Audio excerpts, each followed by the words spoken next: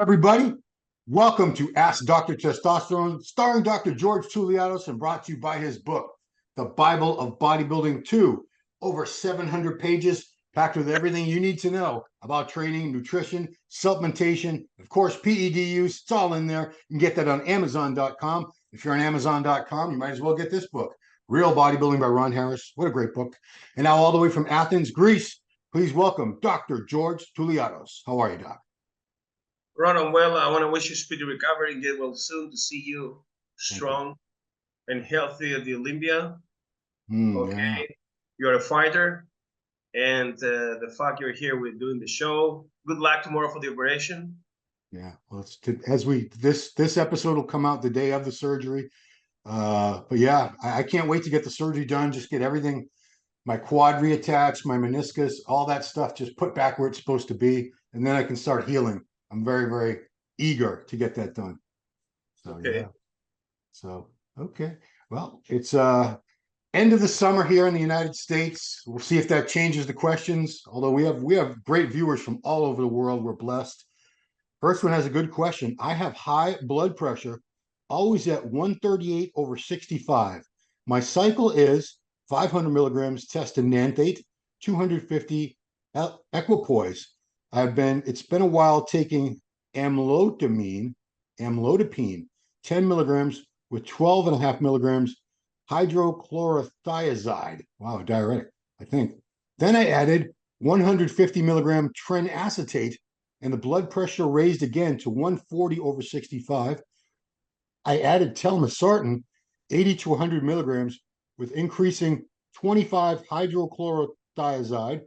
I'm now the third day, and the blood pressure still the same. Any suggestions, please? I think I have resistant hypertension. Does that mean it's like? So I think this guy is making the doctor himself. He's trying diuretics with ARB. This could be responsible. So take it easy with gear, because gear increases blood pressure no matter what. You're not a professional to use gear along with antihypertensive drugs. Okay, so step back, take off the tren, take off the equipoise, use 100 milligrams of testosterone, what I'm using, and let your blood pressure relax.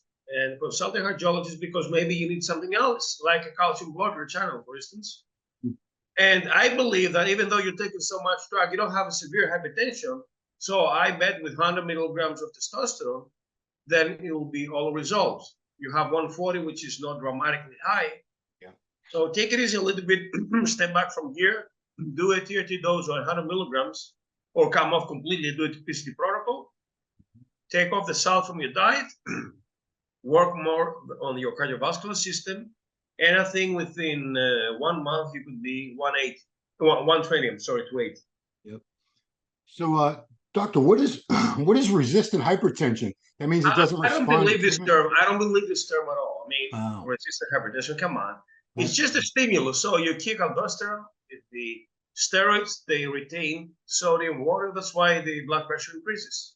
Okay, all right. And mind that when you increase blood pressure, you hit the kidneys, the glomerulus, that then happens to sclerosis, and then proteinuria and chronic renal failure. I mean, this is how they get to dialysis, the bodybuilders. Fair enough. Okay. This is actually not accurate. This guy says Doc has never talked about dieting before, but we have. 232 shows. We've talked about dieting at some point. Trust me, guy. Consider male individuals while they are on natural period and on steroids. So the difference between natural athletes and assisted. What would the diet look like? Macros, what to eat, for example? I believe when you're taking gear, you can assimilate more protein. This helps a lot your dieting because you retain more muscle. And also with gear, you can sustain more the low carb diet rather than somebody who's dieting. Yeah. Of course, we talked in episodes because especially when I did the shooting with Pepernell, I was dieting for almost 2 years. Actually, now I'm dieting 2 years with low carbs. Wow. Yeah, and I'm between 192, the lightest when I returned from the States, and less than 12.5 for the last 2 years. Wow. So I'm keeping around 200 pounds, 90 kilograms. Yeah. And yes, as we age, bodybuilders and all men should lower the carbs because the pancreas loses the ability to release insulin. And why is this happening? Because we lose muscle mass out of sarcopenia and hypogonadism. And this means that we don't burn the glucose efficiently. Yeah. That's why we develop insulin resistance after 50. Men that are not taking testosterone, losing muscle mass, and glucose cannot be burned. And moreover, the less muscle mass you have, the more visceral fat you have, that also creates insulin resistance. Okay? Yeah. So take it easy with carbs, especially simple carbs, fruits and juices, and focus on starchy carbs like oatmeal, whole grain bread, but avoid the gluten, sweet potato, and brown or black rice. That's the best thing to do. Yeah. You know, it's funny because they say you never talk about diet, but I want to encourage anyone to follow Dr. George on Instagram at Dr. George Souliatos and on Facebook, because you put photos of your meals up quite frequently so people can see how to eat. And it is low carb, high protein, low carb. All of my patients, I had a woman, 400 pounds. Ooh. She was 6 feet tall. Wow. She tried everything. And I mean, men are eating pizza, donuts, bullshit.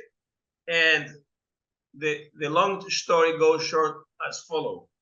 5 meals a day, protein and fiber. So protein and salad, white meat, fish, eggs, low-fat dairy, and plenty of fiber and greens and salad, olive oil, skip, spaghetti, potato, rice, pasta, fruits and juices.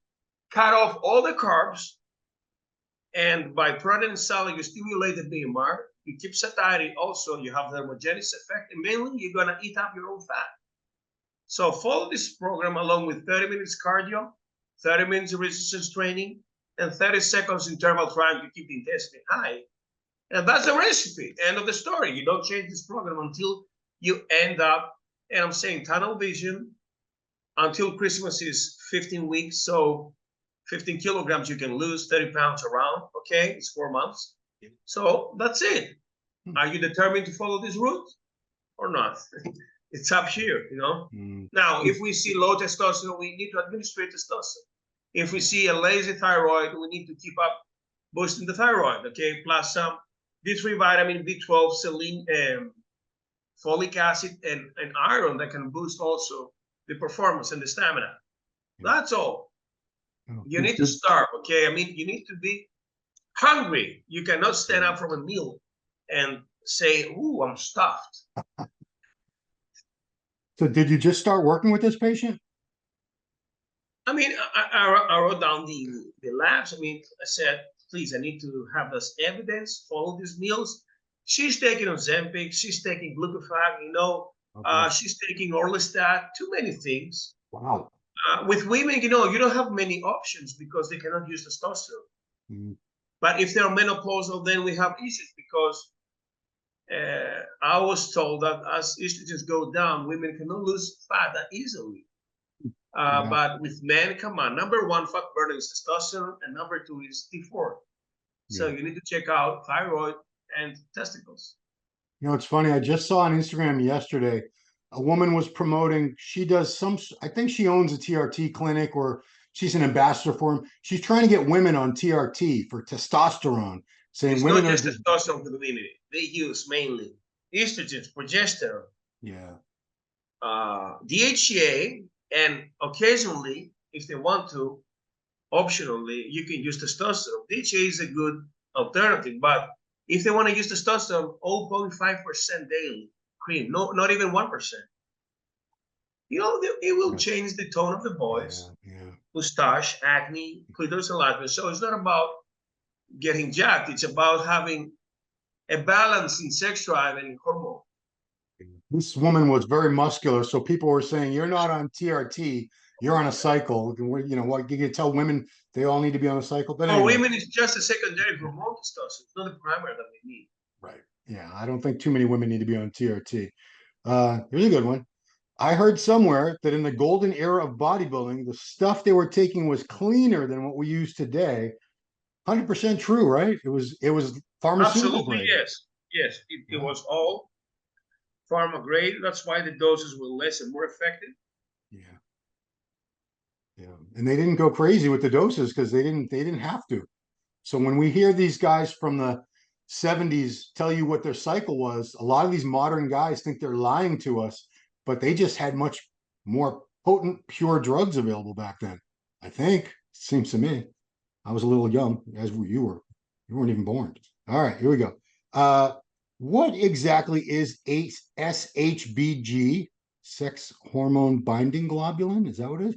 What does it do? Yes, And how does its levels affected by TRT or other steroid use? it's a protein that carries. It's a protein carrier actually, and it carries the total testosterone within the blood.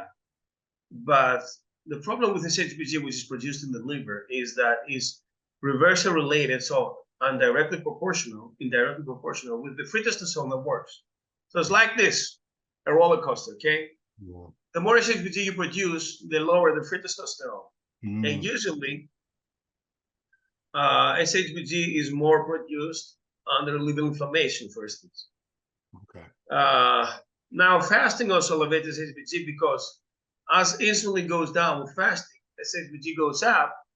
That's the name of the hormones, and then the free testosterone is down. That's why ketogenic athletes or patients, or I mean, whatever individuals that also follow IF, intermittent fasting, they don't eat in a time window, or they kill the carbs, and in such a way they have low free testosterone, even though the total could be 1,000.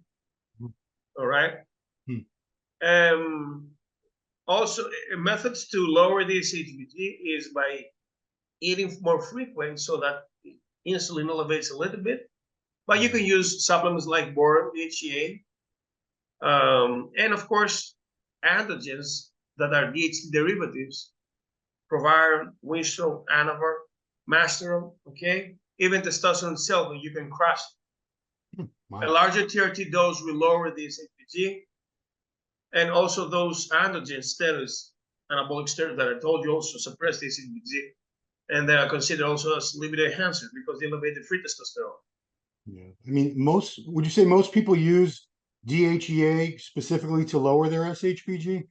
No, but it can help also along with other steroids like mesterolone, or if you use testosterone, of course, or if you use also anavar, perhaps. Proviron, Excuse me. Proviron is mainly used to Proviron or synthetic cream DHT that you apply. Oh yeah, wow. I haven't seen Yeah, that. which is bioidentical and more expensive than testosterone. Wow. And metformin plus thyroxine also elevate SHBG. Okay. All right. Our final question comes to us from a woman. Can you tell a PCT protocol for women using Anavar, Winstrol, or Primobolan? Do they need to take testosterone boosting herbs afterwards? How many milligrams of Anavar do you recommend for a female professionally athlete? Is 20 milligrams okay? No, women do not need, because they don't have a primary. They don't have the testosterone is not the main hormone over here. They need to balance the estrogens. Okay, so estrogens need to rebound in order for the menstrual cycle to come back. Yeah, but women actually increase the sex drive with those agents because they boost the free testosterone. Wow. Okay. Yeah, with the Winstrol, the Anavar, and things like that, they get more horny, you know. Now, speaking about Anavar or other pills, they have the half-life of the 8 hours, so you can use them 3 times within 24 hours. So the time window of 8 hours means 7 in the morning, 3 in the afternoon, 11 at night. So 30 milligrams could be a good dose. Sublingually, I've said that to Lola and Loder also, when she invited me, to Giles' girlfriend. Oh, that's right. Yeah. Yeah. So 30 milligrams a day. It's not a huge dose. Moderate dose. No. I mean, for a woman, that's very powerful because I think if both. If it's legit, yes, it's good. Yeah. Yeah, that's another thing. Is it really Anavar? Good question. Because it's easy to sell somebody Dianabol, tell them it's Anavar, and you make a big profit. Mostly, you know, Winstrol is Anavar is fake by Winstrol. They're very familiar drugs. Yeah, and Winstrol, you know, there's no safe steroid for women. I think that's a misconception. There's no safe steroid that will not lead to virilization over time. Everything is dose dependent. So 10 milligrams for 1 month, no problem. But if you go 20 or 30 in 1 month, it accumulates. Okay. The point is, what are you going to create with 10 milligrams? That's the name of the game. More brings the side effects. Yeah, 10 milligrams is a bikini dose. 30 By the way, milligrams. you know that antivirus withdrawal in the States, official, the recall said that. What happened with it? It's withdrawal, it's stopped. Oh, they don't make it legally anymore? No, No, pharmaceutical? and he had a show with Connor. Ah. And it's crazy because, listen, we don't have other options for burns. So when Milos had this kind of accident, they gave him oxandrolone because it can heal up the wounds in burning. Same goes for windshield because it heals up, it makes collagen fibers more.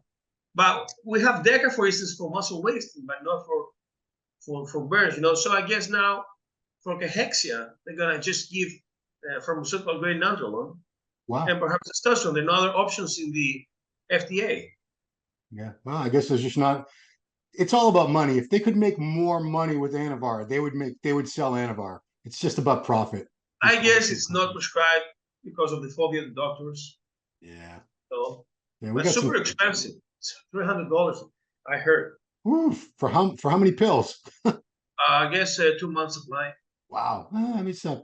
I've heard real Anavar going for as much as $4 a pill for like a 10 milligram pill on the black market. Crazy. Yeah. I mean, it's one of the most expensive steroids you can ever buy, for sure. Unless the American Association wants to kill the mainstream steroid use by anybody, you know. Yeah, maybe that's their going. I don't know what their motive is. Who knows? Anyway, all right, doctor. It's Labor Day today as we're speaking, so I'm going to let you go, and I appreciate it very much, guys. Please subscribe to the channel, like the video, share the video. If you have questions for the next episode, put them underneath in the comments. We're very, very fortunate to have Dr. Athelets here every week answering these questions that very few physicians in this world are qualified to answer. So we thank you so much, doctor. And that's it. Thanks, everybody, for watching Ask Dr. Testosterone. We'll see you here next week. Hey, did you like that video? Smash that like button, subscribe to MD, and please comment down below. Thanks for watching.